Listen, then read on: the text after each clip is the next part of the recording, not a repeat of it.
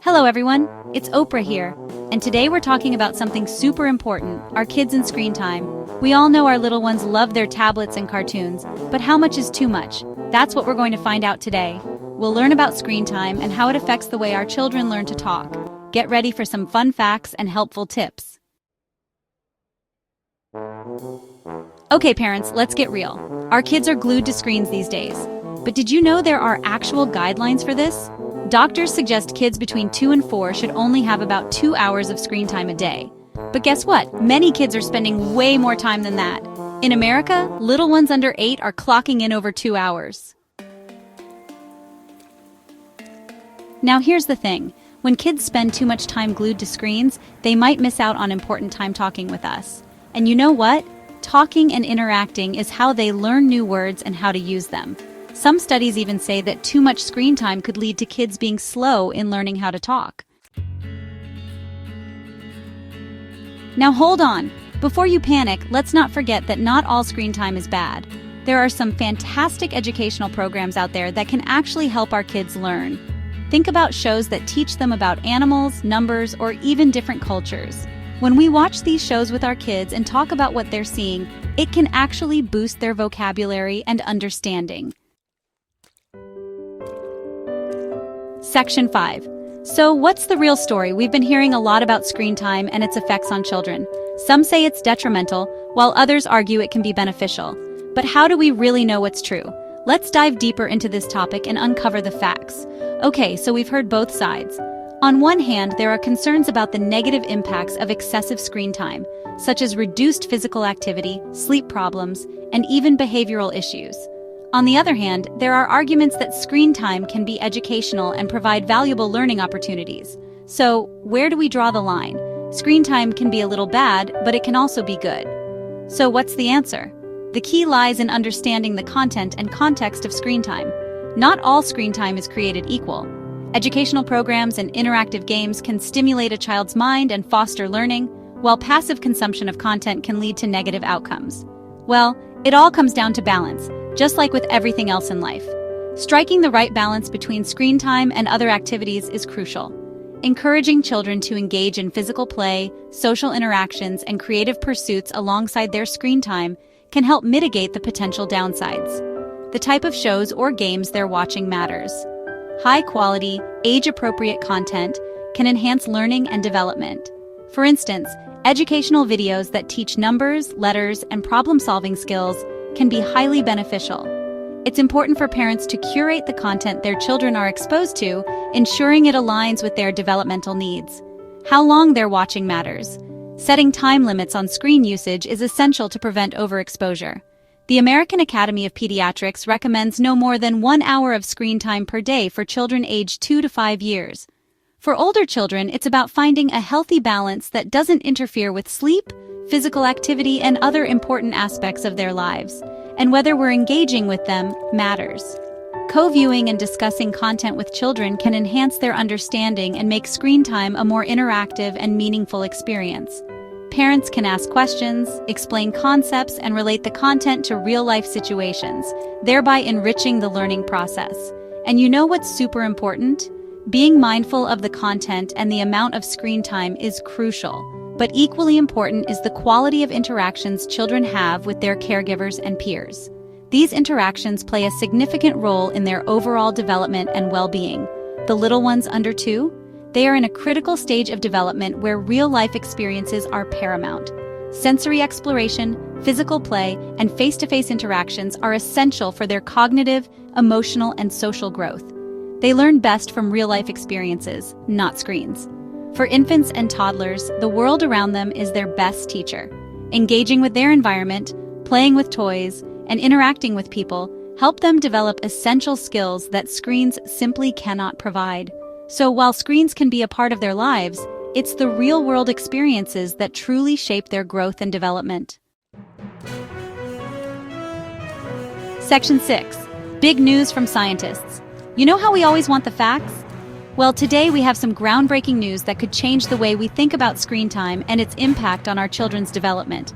It's something that affects every parent, teacher, and caregiver out there. Scientists have conducted a comprehensive study meticulously analyzing a multitude of other studies that focus on screen time and language development in young children. This isn't just a small-scale investigation, it's a massive review that brings together data from various research projects to give us a clearer picture. And guess what they found? The results are quite revealing and could have significant implications for how we manage screen time for our little ones. Most of those studies showed that too much screen time, especially for our tiny tots, could make it harder for them to learn to talk well. This is a crucial finding because language development is a fundamental part of early childhood growth. When children spend excessive time in front of screens, they miss out on valuable interactions and experiences that are essential for developing their communication skills. They also found that the longer the screen time, the more likely it was to cause problems. This means that not only the amount of screen time, but also the duration of each session can have a detrimental effect on a child's ability to learn and use language effectively. It's a wake-up call for all of us to reconsider how we allow our children to engage with digital devices. So there you have it, straight from the scientists. This comprehensive study underscores the importance of monitoring and limiting screen time for young children to ensure they have the best possible environment for language development. It's a reminder that while technology can be a valuable tool, it should be used wisely and in moderation, especially when it comes to our youngest learners. Let's take this information to heart and make informed decisions that will benefit our children's future.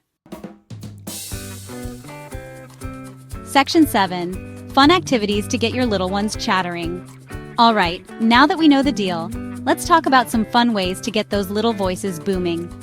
Engaging with your children through playful activities is not only enjoyable, but also crucial for their development. It helps them build confidence, improve their language skills, and strengthen the bond between you and your little ones. So let's dive into some exciting activities that will have your kids chattering away in no time.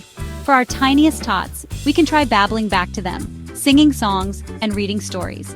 These activities are perfect for infants and toddlers as they are just beginning to explore the world of sounds and words. When you babble back to your baby, you are not only mimicking their sounds, but also encouraging them to continue making those adorable noises. Singing songs, especially those with repetitive and simple lyrics, can captivate their attention and make learning new words fun. Reading stories, even if they don't understand every word, introduces them to the rhythm and melody of language. As they grow, we can play silly games, which are fantastic for encouraging speech and laughter. Games like Peekaboo, Simon Says, or even making funny faces can be incredibly engaging.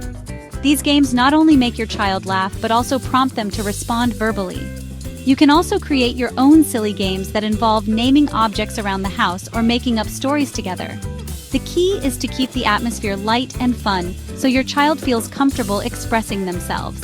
Ask them about their day and show genuine interest in their responses.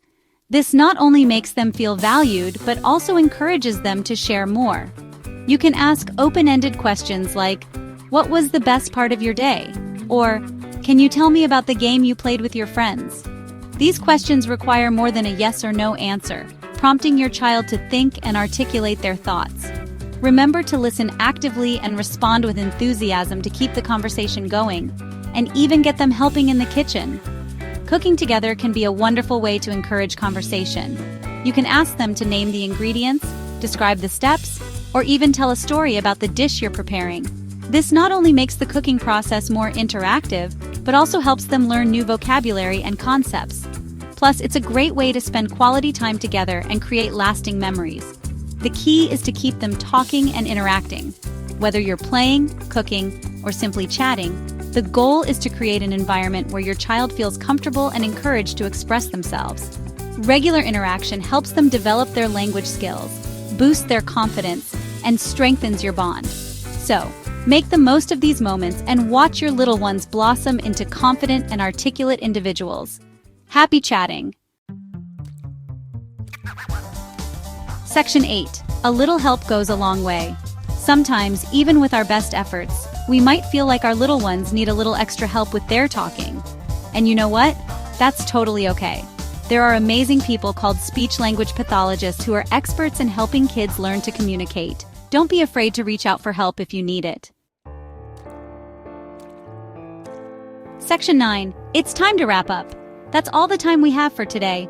Remember, we want our kids to enjoy their screens, but we also want them to grow up with a love for language and communication. So let's make sure they have a healthy balance of screen time and real-life fun.